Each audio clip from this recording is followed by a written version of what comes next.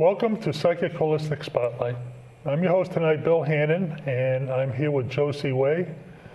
And we're wrapping up a trilogy of talking with Roland Comtois, and we're thoroughly enjoying our series with him, touching on many different bases, looking at different approaches to trying to understand things and share information with people and open up communication. Touching on all the aspects of Roland's gifts. Yeah. Well, thank you. I'm excited to be here with you guys again. Thank you for inviting me. I appreciate it. Right. It's always good to have you here year after year, and it's great that you make time for us to share yourself with not only us, but with our audience. Yes. I love that. Thank Many you. people who can't get to your shows do enjoy our shows. Oh, good. And we re-air them. We recycle here. I know. I met a lady in Target. She told me all about it. Yes. She told me all about my outfit one time. So, yeah, it's all good. So I'm happy to be here. Well, now, one of the things you told us last year, and it, for the most part, has shown to be quite truthful, was that it actually was supposed to be a fairly decent year as far as events, and I'm curious, do you have any sense or any insight as to how things may be flowing for the year coming up? That's a great question. You know, as we all know, we are certainly in changing times, and the year ahead will certainly present that to us, that each and every one of us will have an opportunity to shift our energy a little bit, and we're going to be called to shift our energy a little bit. So in general, there are a lot of opportunities for people ahead, and it will require a little bit of soul searching, a little bit of kind of going within, but there are some incredible, at least from my perspective, my tiny little perspective as a guy that feels energy, that there really is going to be a lot of momentum that's going to be building for the next couple of years even. So this is the time to really, now is the time to really get into thought of manifesting your dreams and really being in that space, because that really allows for you to fulfill something, you know. So that's what I've been getting. A lot of change, a lot of positive energy, a lot of opportunities. It will require shedding old stuff, making room for new things. So a lot of things. Right. Yeah, very positive things. Also, in some of the negative things, we have to realize that Mother Earth is transitioning also. Yeah, and there's a lot of old stuff that we're trying to get rid of. Yeah. You know, negative energies. So when they come up, it isn't, you just deal with them as well as you can, but don't get all panicky and down, because you're going to manifest down things. Right. You have to just make the best of what you have. Sure. I mean, you're basically going to be inviting into your life what you are putting out there. Well, the law of attraction is a true law within the universal space or sphere, that if we're in that negative space, we're going to attract that kind of energy to ourselves. Yeah, well, and it's going to require us really going beyond that. Yeah, the way I understood it simply, finally, was the more attention you put on something, the more it's likely to come to you. Yeah. So if you worry about illness, something is going to happen. And even on the other side of that, though, on the positive side, positive, right? See, so I do a lot of positive. I know some people. One person, when he was ill, only watched comedies. Just like years ago, there was a man who did it and cured himself of illness. You know, it's so powerful to think. Well, first, we are powerful individuals, right? And when we put our mind to it and our soul and our spirit to something, oh my God, you know, what happens is incredible. I remember in the old days, I put down on my wish list that I wanted to speak in Ireland. And so I put it on my wish list, I thought about it, I held energy, and you know, 10 days later, I got a call to speak in 10 days? Yeah. 10 days. Oh my God. He's a fast manifester. Yes, 10 days. You know, that's how quickly it is, though. If you really truly believe it, it's going to happen. Right. Yeah, 20 years ago, it would be 2 years before you heard about it. Yeah. But now we're manifesting very fast. Yeah. So Do yourself a favor and manifest good. But do you know why we're manifesting quicker now? Because that's really the key to this. The answer to that question is that the doorway between us and that universe is wide opened. It's closer. It's there are many schools of thoughts here that say the veil is thinner. I think we're beyond that now. I think we're beyond that space. So the minute you think it's starting to come into your life, and then it requires you to see it in your life. Yes. Right? You have to live your life open-eyed and open-hearted to really feel your life and see what it's all about. But it's happening rapidly. There's also going to be a lot of astrological things that are coming in the next couple of years. Astrological changes. There's a lot of things going on with Mercury retrograde. All these things. Even our part of the Milky Way going through its normal progression is coming into a high-frequency environment. Much stronger electromagnetic fields than what we've been used to in the past. That's one of the reasons why not only the polar caps are melted here on Earth, but also over at Mars. All right, so I mean, we have nothing to do with global warming over there. No. But the thing is, it's just evidence that we're stepping into a higher frequency, and that's how it's manifesting itself. And I think on some level we have to prepare ourselves for it, because some people who have not felt that higher frequency energy will be almost dazed by it. So you got to step into it gradually and let it guide you. And let it take you where it's supposed to take you. More people are starting to learn about ascension and how it can benefit you, but it does throw you off a little bit. It does. It does throw you off, but one of the things that I think it was in the Urantia papers that I read that actually said that a lot of things that, they didn't say it this way, but things that we're doing now with computers and technology are things that we are actually going to be able to step our vibration up and do without the actual technology, that we are going to resonate with that frequency so that we're going to be able to communicate and empathy and things of this nature that a lot of people just aren't sensitive enough to. And we're becoming more sensitive as the years progress. I'm not sure if all what you're saying is going to happen in the next 2 years, but there's an evolution. No, absolutely not. There's an incredible evolution. Sure. And if you look back where we were 2 years ago, 2 days ago even, I often say to people, I'm not better than you, I'm better than I was 2 days ago. I'm more something than I was 2 days ago. And that makes the difference for me. It makes the difference in my life. So let me kind of steer where we were intending on going now. We were talking about seeking and finding. One of the things that you were talking about was St. Francis. More specifically, St. Francis of Assisi. Yes. Yeah, as a kid, I always felt some kind of a kinship, and I couldn't figure out why. I kind of like everybody, I like them all, but there was something about him and his story. And I'm not a theologist, so I never studied him. But again, back to the power of manifestation. I said I wanted to somehow meet him, right? And now I get to go to Italy yearly and take a group of people through walk the same walk that St. Francis walked. And it's life-changing. I mean, if you think about the evolution of it all, the people that are on that tour with me, they evolve from where they were energetically to a higher vibration in the 12 days or 10 days that we're together.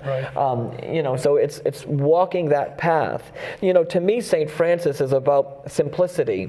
One of the places that we visit when we go to Italy is a town called Spoleto. And we drive up this very huge mountain to a place where St. Francis would go. So he would travel. By car, it takes us 2 hours to get there from Assisi. He walked there. And he walked there from Assisi to Spoleto high above this mountain, and he would find himself in this tiny little cave. So the cave is etched in the mountain. At the tippity top of this mountain, you can look and you can see what is miles and miles of landscape. Right. But inside the crevice of the mountain is this tiny little space where he would go and pray and meditate and really surrender his everything to be in a space with God. That was his mission, right? And when we go there, because I'm not keen about going into tiny little spaces, but I went in, and the first year I went in, the bat came flying after me. I ran out, bumped my leg. It was quite a production. The second year was a little better. The third year was fantastic, But when you go in there, you have no other option, though, to surrender, just as he did. Yeah. And then you take that essence and you come back into your life here and you remember how to surrender into the moment, because in there's nothing else you can do. No Your phone distraction. doesn't work. Right. There's no one to talk to. Right. You and the rocks and a few other little things I walking talk to around. rocks? I heard. No. It's I heard. So this trip is about really reawakening the Right. St. Francis in me, or in all of us, right? Coming back to a simpler way of being, and to come into that experience, and to be more connected to nature, and then to be more connected to each other. Can I tell you what happened there? Of course. Yes. It was insane. So it was the feast day of St. Francis, and there's thousands of people walking Of course. through the streets of Assisi. Yeah. And if you have never been, it is exquisite. The buildings look like they were built at the time of St. Francis. Some of them are a little bit more adorned with certain things, but we're all walking down and we're just finding our way, and we finally get to the Cathedral of St. Francis, and in my head I hear, this is not where I am, though his body is buried in this cathedral. Right. So we walk in and we're doing our thing, and the group is feeling the energy, and we come out of that, and I no longer feel like myself. Something changed. And I'm leaning against the building, and there's this weird feeling moving through me, and I take my glasses off. Now I have 2200 vision, so if you're in front of me, I'm going to step on you. It's just the way it is. And so all of a sudden my glasses are off, there are people following me, and I begin to walk back. And I'm walking the cobbled streets of Assisi, the same streets that St. Francis walked. I didn't have my glasses on. My staff was with me, and I'm just walking. The group is with me. People are bowing to me. I'm bowing back to them. Yeah. I don't know what happened, Yeah. but I somehow, Roland Comtois, left that moment and allowed the essence of whatever that was supposed to be, Right. So I kept walking, and it got stronger. And we walked by a place a convent. I left money in the convent, and people are following me, and there are strangers following me. And then in my head, I hear, take a right. I said, okay. I took a right. I walked down this little tiny hill. I walked into another church, and I sat in a chair. You know where I sat? In the exact space where St. Francis was locked, imprisoned, in a small, tiny cell where his father put him, so he wouldn't throw away all the fabric, because his right. father was a merchant of cloth. Right. And so I sat in that particular space where he went. How is it, though, that you leave that building totally without my glasses, Right. hear the voice, feel the energy, and I end up in a place where he was born? It was a place where he was born. Right. And his father did not want him to throw out No, of these course very not. expensive fabrics That's and right. beautiful textiles that he would get from France. And I was sitting in the same spot where he was locked in. Can you tell me how that happened? Can you? I mean, really, when you think about it, how do things like that happen? What's your explanation? On the physical plane, there is no explanation. Exactly. Right. On the spiritual plane, There was a resonance. I've been there. I've What is had it? those There moments. was a resonance. Exactly. Yes. We are electromagnetic beings, and you were attracted. I was in the zone. Yeah, and exactly. very likely In the zone. he blended with you. Something happened. It's unexplainable. You know, the people that are with me, their jaws are hanging. They don't know what to think about this. I mean, if you're going on a trip with a medium, you got to get ready because you never know what's going to happen on a trip when you're with a guy like me in Italy, right? So it was very profound to have that moment, and it felt as if my human experience seemed to disappear. My worries about my kid disappeared. The worries about the dog that was dying disappeared. And the true essence of simplicity and generosity and kindness was there. Right. Nothing else. And the thing I associate with St. Francis is peace. Yes. Inner peace and outer peace. Yes. Seeing the world at peace. Right. Not seeing the turmoil. Well, again, I mean, many of the stories you hear about him, again, comes down to resonance, where he resonated with the frequency of nature, that the birds would come on. And sit they on were his quiet shoulders. and listened to him. Yeah, right. And so it was all the animals that came out. All the time you see him now, he's there holding a wild rabbit, petting a rabbit or something. Yeah. But the thing is that, I mean, he was resonating at this frequency, and you tapped into that. Yeah. And it struck a chord within you, and that's why you were able to just...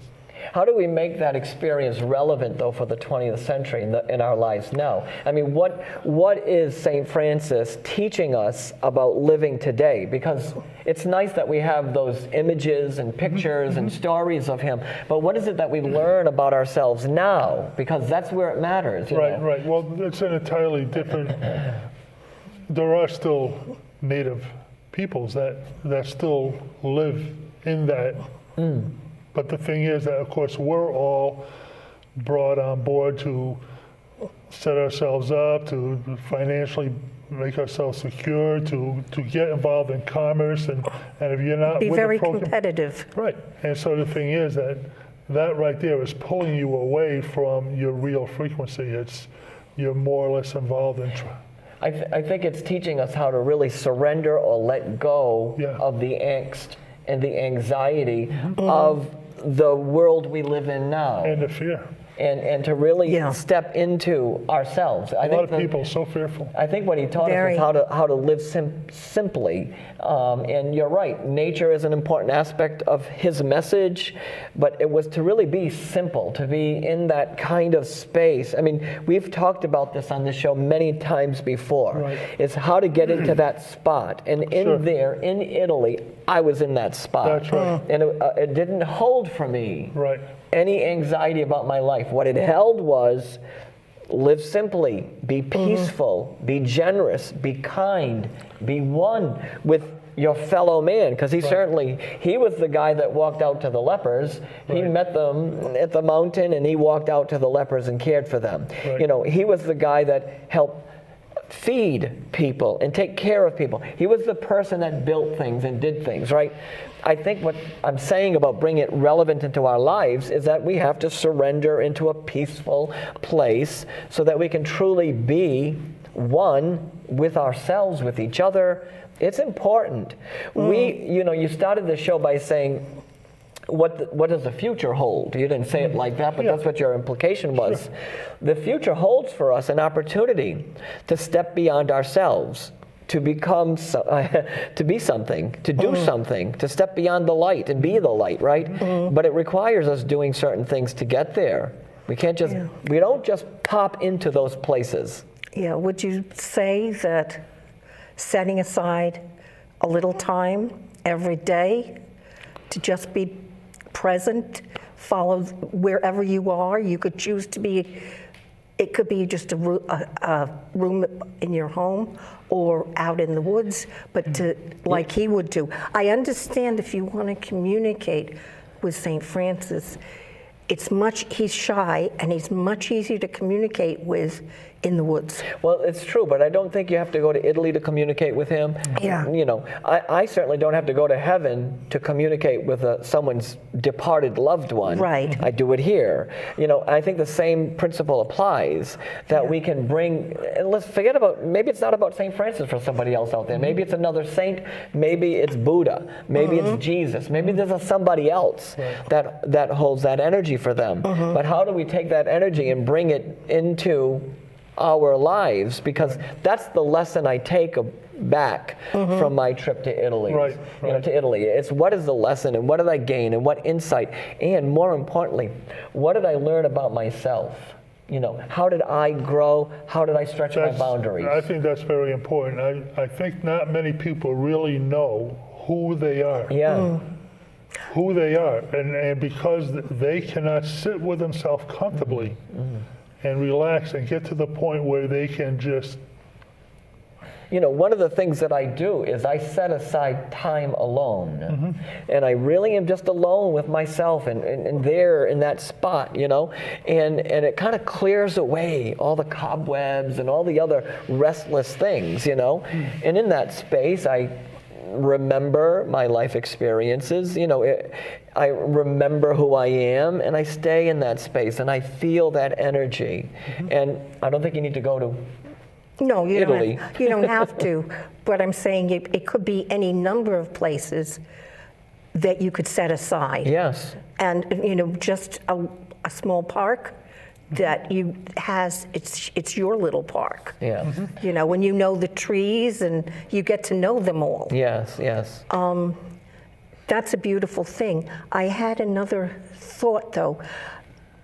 You are capable of not just experiencing the shift and change in yourself when you're traveling with people, you're capable of helping others recognize the shift and change, the people that go with you. We were sitting in a 13th century chapel, and in there everybody shifted. Not because it was a 13th century chapel, because everybody was willing to go through that shift at that point. That's right. You know, everybody was willing to let go of those things that are causing them distress, and we were able to do that in that beautiful And that's probably spot. something some people will never forget, is to feel that shift happen. Yeah. And that's what we talk about. And the thing is that they probably won't experience it again in the same type of way that it happened, because the same circumstances aren't there. Now, I'd just like to take a moment just to thank our audience for tuning in and sharing your time with us and Roland. And I'd just like to also give Roland a moment before we continue. What's the best way to get in touch with you? Well, they can go to facebook.com/blessings by Roland. That's my public figure page. Okay. Or you can go to my website, rolandcomtois.net, type in my name in a search engine somewhere, you'll find me. Yeah, right. Yeah, thank you for mentioning that. I appreciate it. But you can certainly find me. I think that my trips to Italy have been teaching me something extraordinary. Now, our next trip, we're going to an island where St. Francis walked to and meditated for 40 days. He did that in honor of his personal relationship to Jesus. So it was his way of honoring him.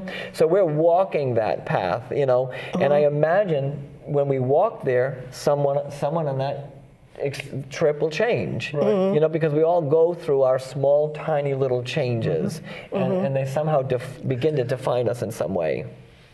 What they call this that you have is the gift of holding the energy for the group. The first time I heard somebody say that, I said, holding the energy, what does that mean? Well, some teachers do that too.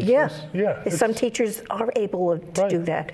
You hold the energy for a room full of people. Yes. I mean, don't you guys hold the energy too for your viewing audience? I mean, really, you know, you've been holding the energy for 30 years here for people out there. Oh, is that why I'm so tired? Yes, I wanted to talk to you about it. No.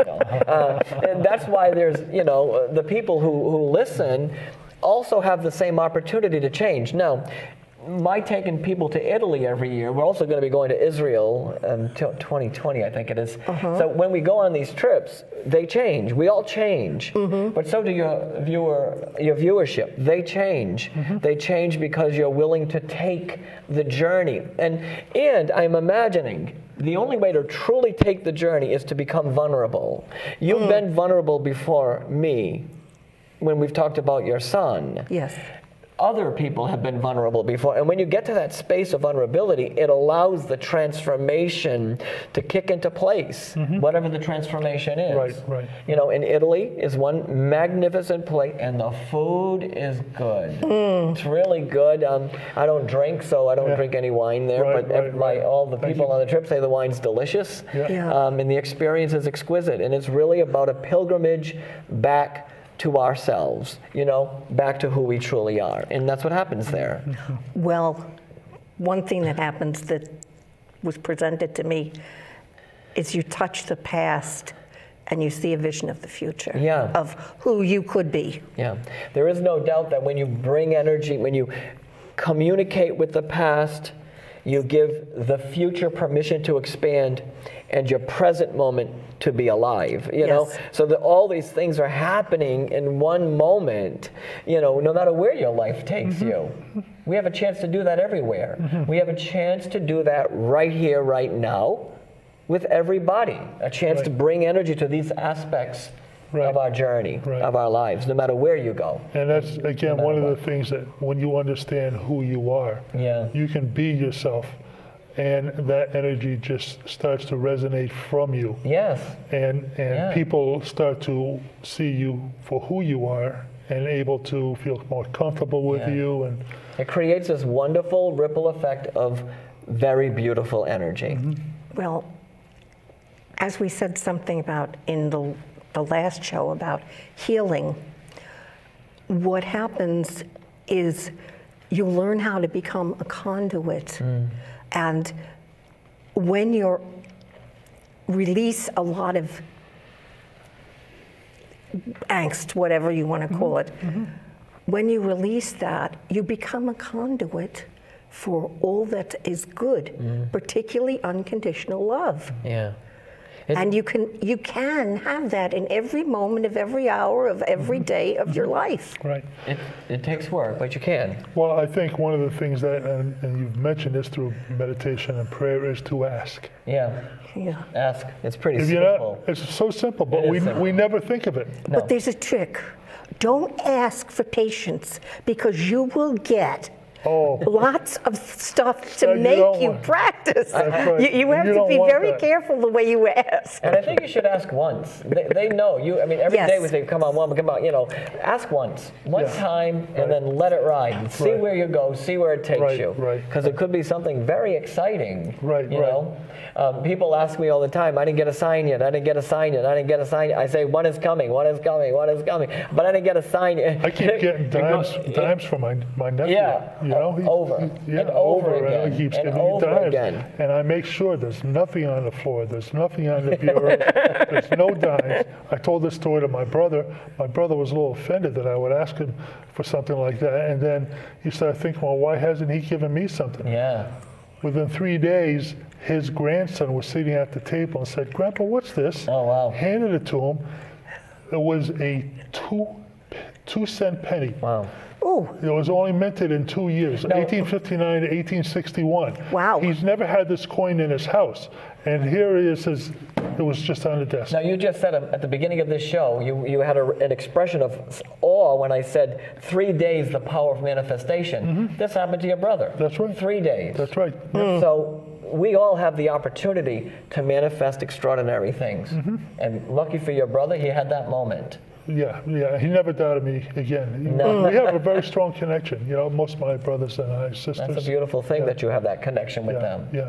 You know, it's quite an incredible experience to go to Italy, but you can go in your backyard and experience something beautiful and magnificent. Sure. Yeah, or you could plant something in the yard and watch it grow over years. Right, Sure. and think about it and express gratitude because of the Yes. experience you've had, and this is just a Yeah, symbol of it. gratitude is very important. Right. And and gratitude to Sure. Spirit Sure. for what you've received. Sounds like that's a great plan. That's a good way. That's a good way to wrap the show That's a up. great way. So thank you very much, audience, and we'll be looking forward to seeing you again. Thank you. Good night. Come back and join us again. So We'll that's be great. here. That how these things just go.